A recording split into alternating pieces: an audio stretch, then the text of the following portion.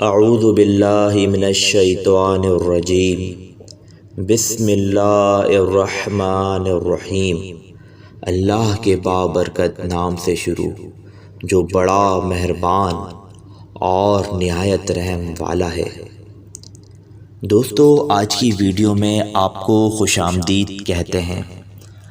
آج کا ہمارا موضوع ہے الٹ پلٹ ہو جانے والا شہر۔ یہ حضرت لوط علیہ السلام کا شہر سدوم ہے، جو ملک شام میں صوبہ حمص کا ایک مشہور شہر ہے۔ حضرت لوط علیہ السلام بن حاران بن طارق یہ حضرت ابراہیم علیہ السلام کے بھتیجے ہیں۔ یہ لوگ عراق میں شہر بابل کے باشندے تھے۔ پھر حضرت ابراہیم علیہ السلام وہاں سے ہجرت کر کے فلسطین تشریف لے گئے، اور حضرت لوط علیہ السلام ملک شام کے ایک شہر اردن میں مقیم ہو گئے، اور اللہ تعالیٰ نے آپ کو نبوت عطا فرما کر سدوم والوں کی ہدایت کے لیے بھیج دیا۔ شہر سدوم کی بستیاں بہت آباد اور نہایت سرسبز و شاداب تھیں، اور وہاں طرح طرح کے اناج اور قسم قسم کے پھل اور میوے بکثرت پیدا ہوتے تھے۔ شہر کی خوشحالی کی وجہ سے اکثر جا بجا کے لوگ مہمان بن کر ان آبادیوں میں آیا کرتے تھے، اور شہر کے لوگوں کو ان مہمانوں کی مہمان نوازی کا بار اٹھانا پڑتا تھا۔ اس لیے اس شہر کے لوگ مہمانوں کی آمد سے بہت ہی کبیدہ و خاطر اور تنگ ہو چکے تھے، مگر مہمانوں کو روکنے اور بھگانے کی کوئی صورت نظر نہیں آ رہی تھی۔ اس ماحول میں ابلیس لعین ایک بوڑھے کی صورت میں نمودار ہوا، اور ان لوگوں سے کہنے لگا کہ اگر تم لوگ مہمانوں کی آمد سے نجات چاہتے ہو تو اس کی یہ تدبیر ہے کہ جب بھی کوئی مہمان تمہاری بستی میں آئے تو تم لوگ زبردستی اس کے ساتھ بد فعلی کرو۔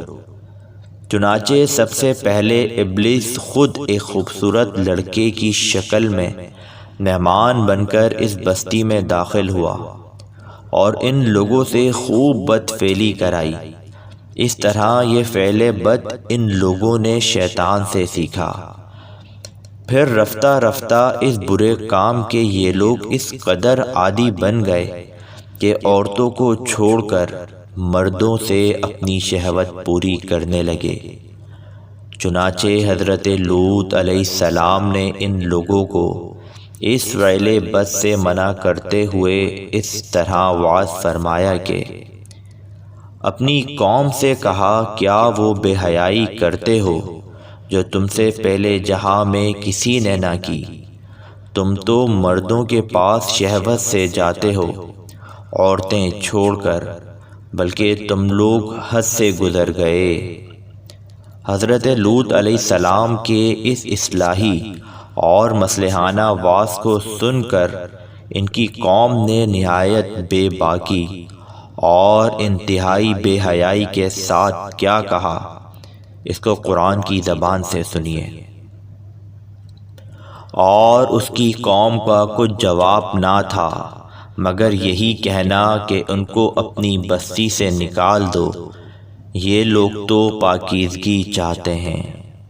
جب قوم لوط کی سرکشی اور بد فعلی قابل ہدایت نہ رہی تو اللہ تعالیٰ کا عذاب آ گیا۔ چنانچہ حضرت جبرائیل علیہ السلام چند فرشتوں کو ہمراہ لے کر آسمان سے اتر پڑے۔ پھر یہ فرشتے مہمان بن کر حضرت لوط علیہ السلام کے پاس پہنچے، اور یہ سب فرشتے بہت ہی حسین اور خوبصورت لڑکوں کی شکل میں تھے۔ ان مہمانوں کے حسن و جمال کو دیکھ کر اور قوم کی بدکاری کا خیال کر کے حضرت لوط علیہ السلام بہت فکر مند ہوئے۔ تھوڑی دیر بعد قوم کے بد فعلوں نے حضرت لوط علیہ السلام کے گھر کا محاصرہ کر لیا اور ان مہمانوں کے ساتھ بد فعلی کے ارادے سے دیوار پر چڑھنے لگے۔ حضرت لوط علیہ السلام نے نہایت دل سوزی کے ساتھ ان لوگوں کو سمجھانا اور اس برے کام سے منع کرنا شروع کر دیا، مگر یہ بد فعل اور سرکش قوم اپنے بیہودہ جواب اور برے اقدام سے باز نہ آئی، تو آپ اپنی تنہائی اور مہمانوں کے سامنے رسوائی سے تنگ دل ہو کر غمگین و رنجیدہ ہو گئے۔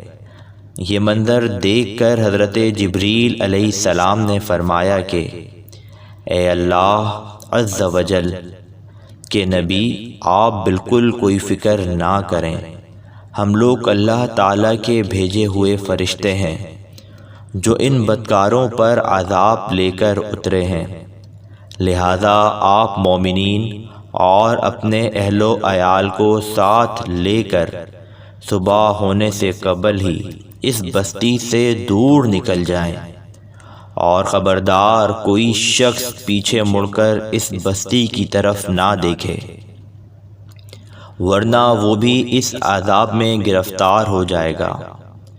چنانچہ حضرت لوط علیہ السلام اپنے گھر والوں اور مومنین کو ہمراہ لے کر بستی سے باہر نکل گئے۔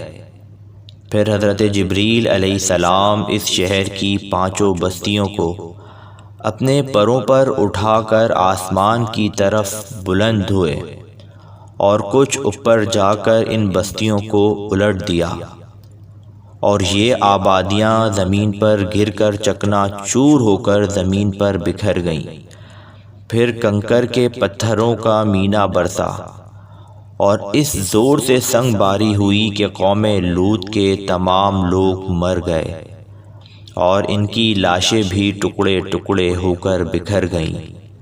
عین اس وقت جبکہ یہ شہر الٹ پلٹ ہو رہا تھا، حضرت لوط علیہ السلام کی ایک بیوی جس کا نام وائلہ تھا، جو در حقیقت منافقہ تھی اور قوم کے بدکاروں سے محبت رکھتی تھی، اس نے پیچھے مڑ کر دیکھ لیا اور یہ کہا کہ ہائے رے میری قوم، یہ کہہ کر کھڑی ہو گئی۔ پھر عذاب الہی کا ایک پتھر اس کے اوپر بھی گر پڑا اور وہ بھی ہلاک ہو گئی۔ چنانچہ قرآن مجید میں حق تعالیٰ کا ارشاد ہے کہ تو ہم نے اسے اور اس کے گھر والوں کو نجات دی، مگر اس کی عورت وہ رہ جانے والوں میں ہوئی، اور ہم نے ان پر ایک مینا برسایا، تو دیکھو کیسا انجام ہوا مجرموں کا۔ جو پتھر اس قوم پر برسائے گئے وہ کنکروں کے ٹکڑے تھے، اور ہر پتھر پر اس شخص کا نام لکھا ہوا تھا جو اس پتھر سے ہلاک ہوا۔